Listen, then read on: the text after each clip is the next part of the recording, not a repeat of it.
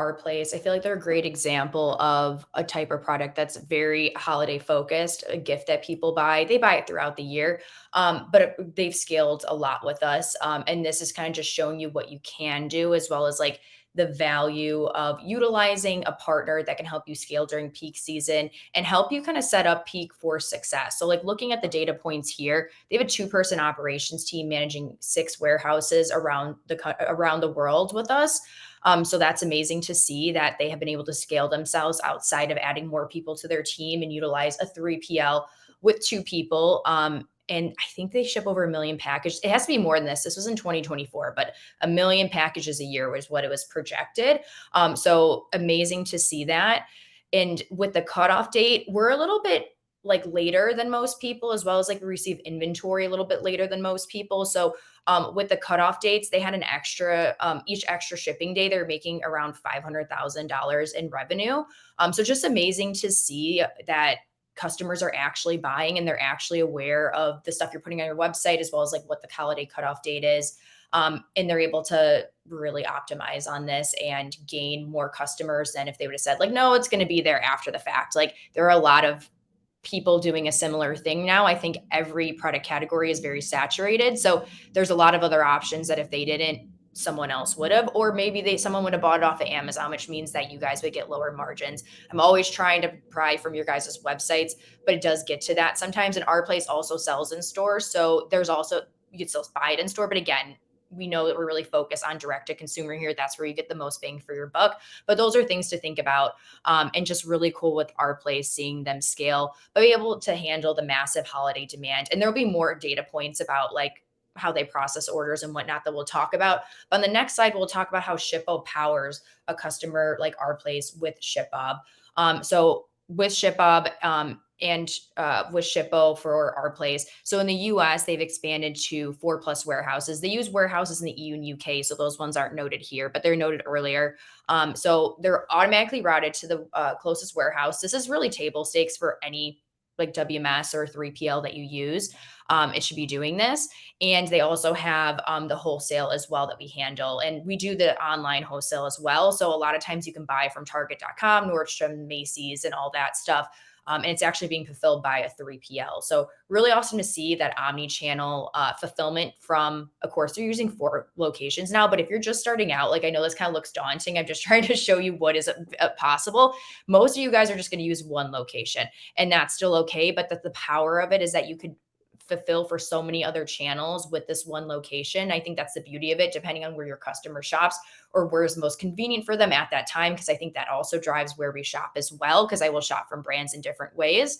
And they distribute their inventory across our network. So they avoid the high cost freight zones and just shipping more zones. And again, you can grow into this if your 3PL does have multiple locations and you have a lower SKU count or you have consistent volume. You could ask them to move inventory into a location that maybe would help you access customers faster and at a cheaper rate. It's just a domino effect, and it's really a long-term gain of, you're going to spend on storage. So this is where your SKU count comes into play of like, okay, am I in the right spot to pay for additional storage across country?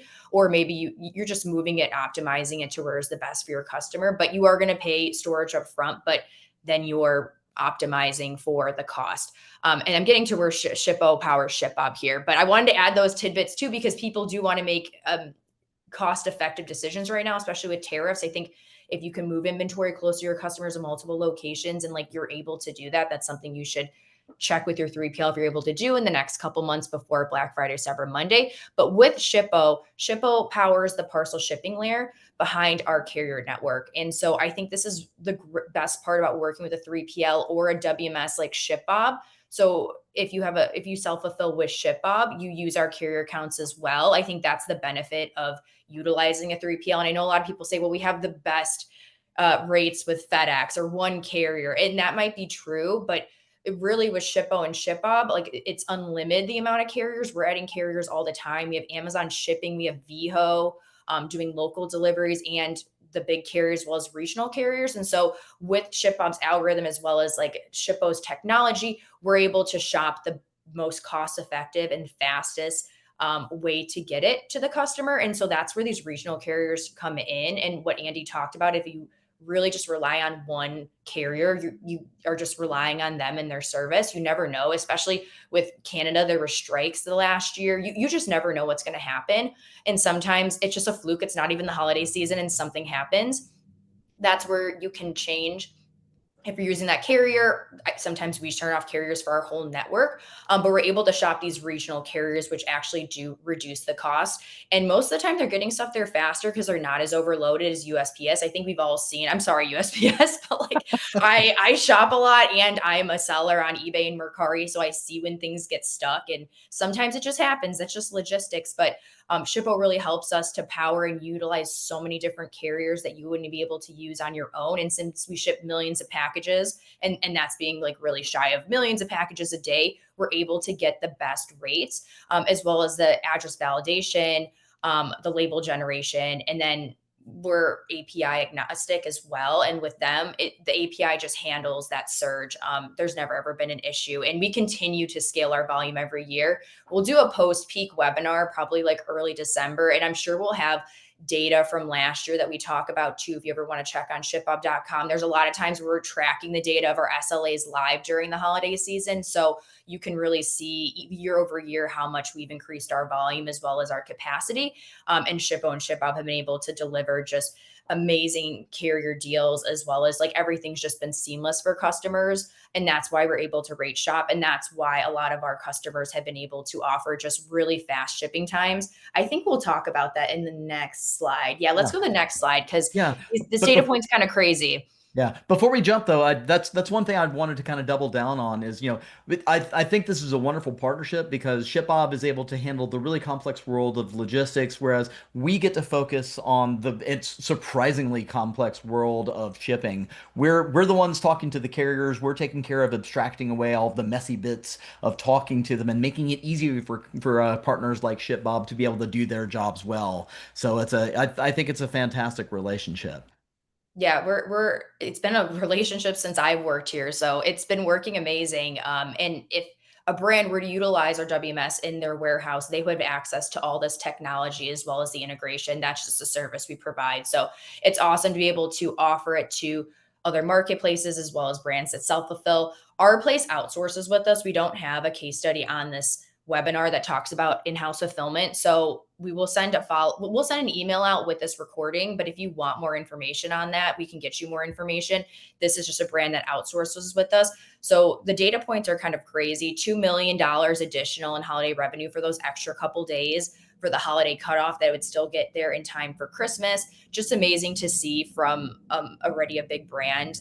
This is probably sometimes the volume that a brand would do in a year. So it's just really amazing to see that in a couple days they were able to retain this much revenue. And they saved over $1 million in outbound freight costs by distributing inventory. So that's where they've optimized where internationally they do save as well, and it just gets to the customer faster when it's placed in Australia in the EU to get to those customers. But this is more focused on the US distribution, and just being able to ship lower zones. And then 98% of domestic orders avoid the high cost zones because of the distributed inventory. And then this is where I think just having this data of what your 3PL did last year and then looking at, okay, what was I promised and what actually happened? Because sometimes you do have to have hard conversations of like, okay, what happened here and why was what you promised for the service level agreement not met? So amazing to see that we're outsourcing. So we're doing the fulfillment for them, and it's a half a day on an average orders, sorry, a half a day on average to fulfill an order. That is, I don't want to say that's unheard of, but a lot of times people struggle to get it out the same day. So it's just amazing to see that we've done this during peak season for a brand that has such big volume, as well as there's other brands in the facility that are getting this same service level agreement.